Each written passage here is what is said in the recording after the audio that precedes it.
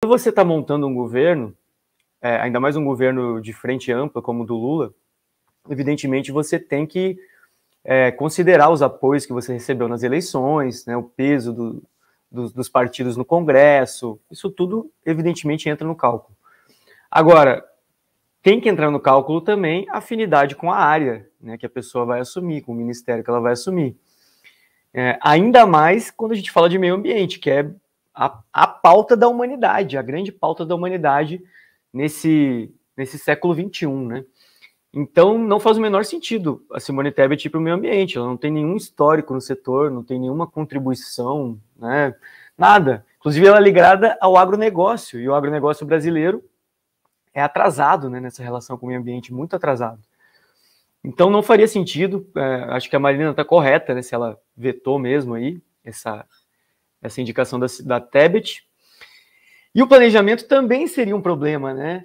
Porque o planejamento é o ministério que vai tocar as obras, né? E vai tocar, enfim, projetos de infraestrutura, por exemplo.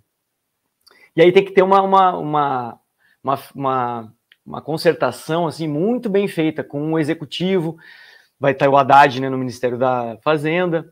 Então tem que estar tudo muito alinhado, muito bem combinadinho, para que o planejamento não trave o governo. Né, porque a Simone Tebet ela é do MDB, é uma política de direita, né, com uma visão liberal na economia. Então, e o governo Lula ele precisa ser um governo desenvolvimentista, né, no talo, assim, tem que ser um governo bem desenvolvimentista, com muito investimento público. Então, meu receio, né, com a Tebet no planejamento seria um choque entre essas visões de mundo, né, essas visões econômicas. Mas eu acho que isso é superável, né? Porque a Tebet, enfim, se envolveu fortemente na campanha do Lula no segundo turno, né? Deu um baita exemplo assim de postura democrática, mesmo com todas as diferenças ideológicas e tudo mais. Então eu acho que isso é superável, né? Mas tem que alinhavar direitinho como é que vai ser a atuação do ministério dela, né? Porque o Ministério do Planejamento vai ter que tocar a obra pelo Brasil, infraestrutura, etc, etc. E aí tem um ponto, né, que é muito curioso, assim, que o carnaval que estão fazendo em torno da Simone Tebet, né? Então a gente vê a mídia hegemônica, né, falando muito disso, e você vê gente comum que acompanha a política também repercutindo isso, reclamando da demora para o Lula nomear a Tebet, gente acusando o PT, né, de ser exclusivista e tal.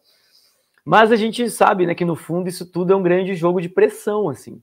A Tebet é um quadro da direita brasileira.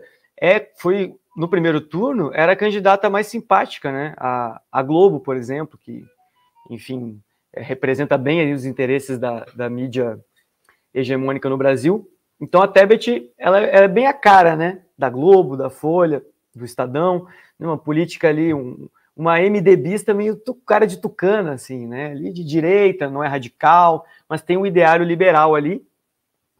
E então ela está no governo, né, num ministério estratégico, poderia ser, eu li essa análise, não lembro de alguém, eu concordei, né, li no Twitter, uma análise muito boa, falando isso, que a Tebet num ministério, ela está sendo construída, né, para 2026, então a direita vai investir nela, ela fez sucesso nessa campanha, ela saiu lá de baixo, né, índice de intenção de voto muito baixo, e acabou subindo, acabou na frente do Ciro Gomes, né, nas eleições, que tinha lá seu eleitorado consolidado e tudo mais.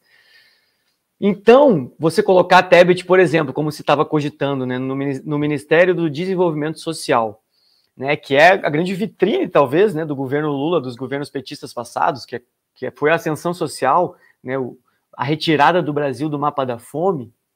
Então, você colocar a Tebet ali, e esse vai ser um governo que, de novo, com certeza vai ter ascensão social, né, vai ter um combate duro à fome, né, vai diminuir a miséria no Brasil. E aí você botar a Tebet nesse ministério, né, que comanda a área social, eu acho que seria um erro político, assim, crasso, né?